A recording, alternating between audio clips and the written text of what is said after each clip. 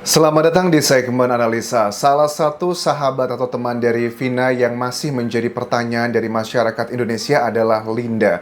Linda adalah sosok yang diklaim oleh pihak keluarga dari Vina yang mereka sepertinya meyakini bahwa apa yang disampaikan Linda yang dia ngakunya ini adalah kesurupan, jin korinnya dari Vina yang mengatakan ada banyak hal. Misalnya bahwa pelaku sebenarnya dalam kasus ini adalah ada 12 orang. Ada beberapa nama yang disebutkan, bahkan juga yang awalnya kasus ini diketahui disampaikan dari Polres Cirebon ya, atau Polsek saat itu mengklaim bahwa ini adalah laka lantas tunggal, tetapi kemudian berubah ada unsur pidananya. Sebenarnya Linda ini siapa? Ada beberapa kejanggalan yang menurut netizen juga cukup unik. Salah satunya adalah kalau memang Linda segitu dekatnya dengan Vina, sahabatan, kenapa dia tidak hadir dalam pemakaman Vina? Itu satu hal yang cukup unik. Apakah jaraknya jauh? Kayaknya enggak rumahnya. Atau dia sedang sakit? Ini juga bagian yang menjadi tanda tanya. Terus ada yang percaya, ada juga yang tidak percaya pada saat Linda menyampaikan hal-hal yang ngebuat masyarakat antara pro dan kontra. Ada yang bilang bahwa kesurupannya Linda itu hanya karangan bebas aja, Anjas. Mungkin saja dia adalah orang yang terlibat dalam peristiwa ini. Atau bahkan ada yang menyatakan bahwa Linda itu kesurupan justru adalah menjadi petunjuk yang sangat jelas bahwa kasus ini beneran ada unsur pidana, bukan laka lantas seperti yang diklaim dari kedua kuasa hukum ke-8 terpidana. Dan kita coba simak adalah cuplikan pada saat Linda menyampaikan beberapa hal dalam kesurupannya tersebut. Masih belum semua, Mbak. Iya, belum semua. Ini lagi dicariin lagi, Dek. Lagi dicariin sama papanya Eki. Jangan ketipu, Mbak. Vina sama Eki nggak digeret pakai motor. Oke, jadi kalau kita lihat background-nya teman-teman, kesurupan ini kan dari keluarganya Vina diwawancara di sejumlah media itu katanya 2 kali kan ya, awal atau 2 atau 3 kali ya, karena terakhir juga pada saat ibunya pulang dari Malaysia bekerja sebagai ART di sana, itu pun juga Vina si Linda ini katanya kesurupan kembali. Nah ini adalah bagian, kalau kita lihat adalah bagian pertama atau kedua kesurupan tersebut setelah adanya penetapan tersangka. Apakah sebelum adanya penetapan tersangka?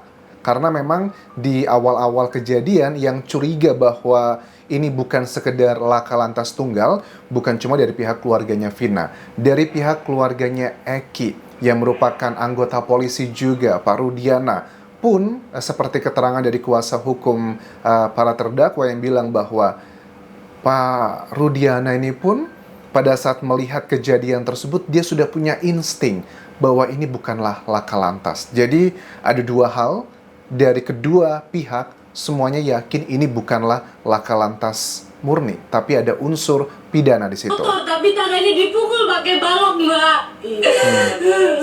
Oke, kita akan coba bahas adalah hal-hal apakah dari rekaman cuplikan ini bisa menjadi petunjuk di alat buktinya.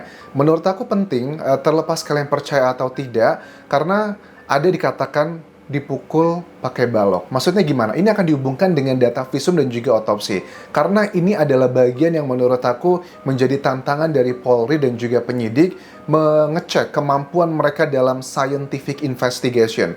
Karena dari tubuh manusia hasil otopsi itu bisa berbicara banyak hal. Kalau memang yang aku tangkap sih dari pihak keluarga begitu percaya sekali dengan statement Linda yang mengaku kesurupan ini, katanya ada beberapa hal yang merujuk kepada luka-luka di Vina. Kalau itu bisa dikonfirmasi dalam otopsinya, berarti kemungkinan besar itu semua betul. Tetapi kalau ternyata hal-hal yang disampaikan dalam pengakuan Linda pada saat kesurupan ini tidak cocok dengan hasil otopsi, karena kan bisa dilihat dari visum. Tipe luka itu sangat jelas teman-teman. Luka karena mungkin terkena batu, luka karena mungkin terkena senjata tajam, atau tergeret, atau loncat dan sebagainya. Itu kan bisa dijelaskan secara ilmiah. Coba kita simak dulu, akan aku bandingkan dengan data-data otopsi atau visum yang sudah disampaikan dari kuasa hukum para terdakwa. Kalau digeret pakai motor pasti dedel semua kan, Mbak. Ini jasad kan enggak kan, Mbak. Oke, dia mengaku bahwa kalau digeret pakai motor, pasti kan efeknya nggak seperti itu. Oke, dan kalau aku lihat dari hasil otopsi memang betul tidak ada luka kayak bekas seretan tersebut, tetapi lukanya karena apa? Karena kan kalau kita lihat dari keterangannya orang tuanya Vina, tepatnya adalah kakek dan juga bapaknya ya, yang pertama kali datang ke rumah sakit, katanya bagian atasnya itu sudah kayak gembur gitu loh. Itu lukanya kenapa coba? Jadi yang tenang di sana ya. Ini lagi diusahain sama bapaknya Eki, sama Mbak Neng, semua lagi dicariin. Sama Om Haji juga lagi dicariin deh. Jadi tahu Om Haji ya. sama Eki. Oke.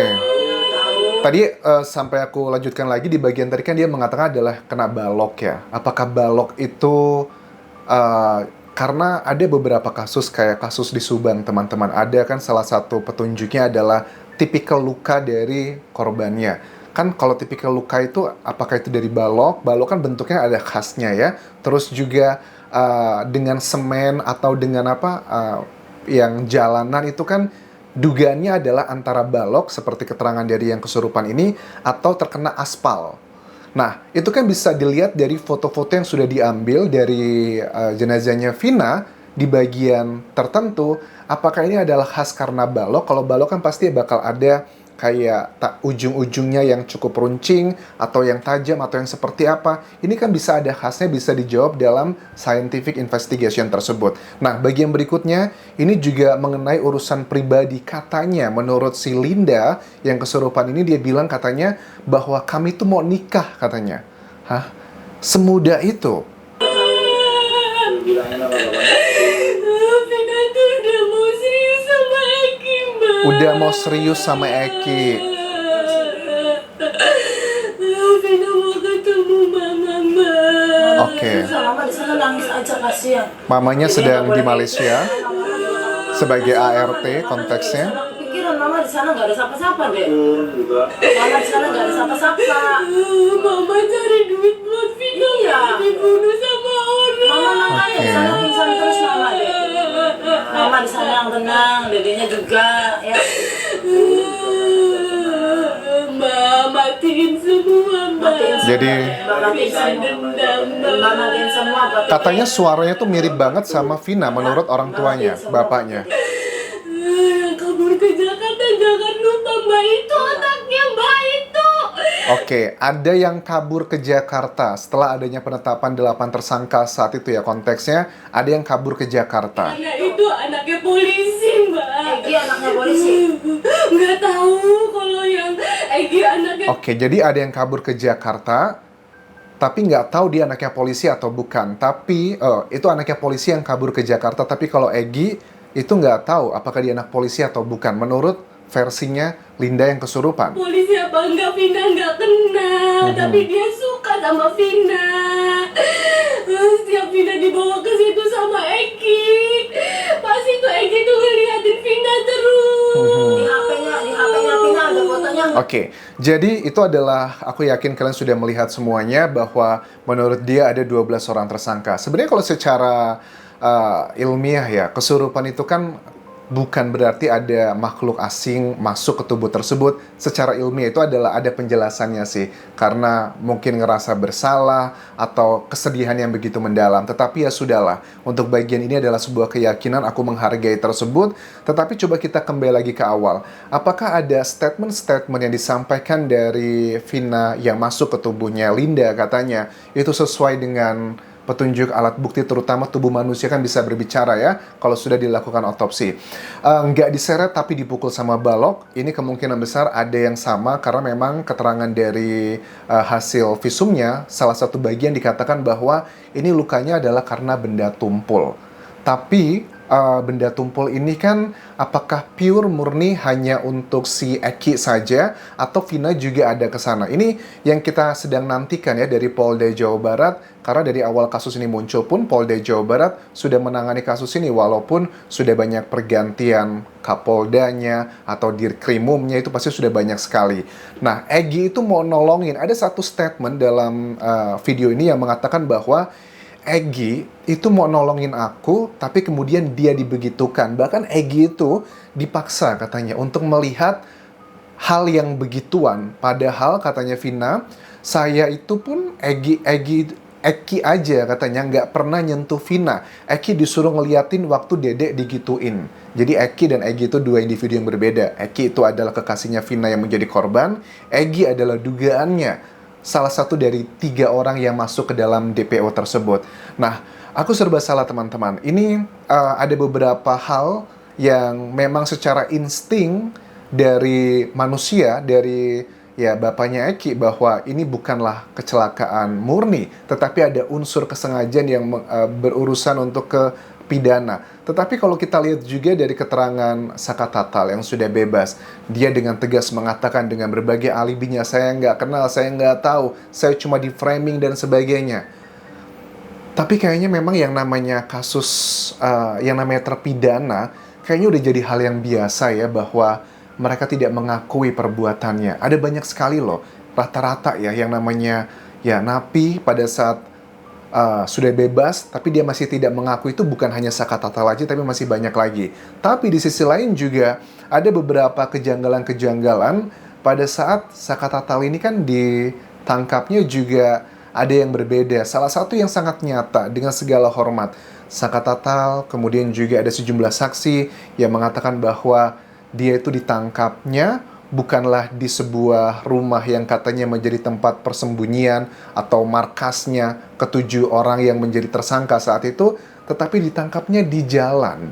Ada beberapa saksi yang ngomong seperti ini, termasuk kuasa hukumnya, Saka Tatal, dan juga ada warga sekitar yang ngomong seperti itu. Tetapi kan dari keluarganya Vina, tepatnya kakaknya, mengatakan bahwa mereka itu ditangkap karena ada laporan dari tukang sate. Kemudian tukang satenya itu ngasih tahu di mana tempat persembunyiannya, kemudian polisi datang saat itu. Pada saat mereka ditangkap, mereka dalam kondisi yang sedang tidak sadarkan diri. Dan HP-nya juga diambil, dan dari HP tersebut pun juga ada alat bukti, ada keterangan petunjuk yang menunjukkan bahwa mereka sudah merencanakannya. Nanti jangan lupa digiring ke sana ya, digiring ke situ ya. Nah, kita pengen tahu juga kalau seandainya dari Polda Jawa Barat nanti bisa menunjukkan barang bukti yang berupa print outan. Aku yakin harusnya sudah di print chattingan tentang ada bukti yang menunjukkan bahwa mereka sudah merencanakan, digiring ke sana, digiring ke situ. Itu akan mematahkan statement-statement yang dibangun oleh kuasa hukum dari ke-8 terpidana ini, yang menurut aku akan ngebantu mengembalikan nama baik dari kepolisian Indonesia. Karena aku lihat trennya yang semakin tidak percaya dengan kepolisian untuk menangani kasus ini juga semakin tinggi. Walaupun juga masih banyak yang percaya dengan penetapan ke-8 terpidana tersebut sudah benar, teman-teman. Sementara itu bisa aku update. Sampai ketemu lagi di video berikutnya. Jangan lupa subscribe channel YouTube ini agar kalian tidak ketinggalan update kasus Vina dan juga Eki berikutnya. Dan juga follow Instagram, Facebook page, dan juga TikTokku di Anjasa Asmara. Sampai jumpa.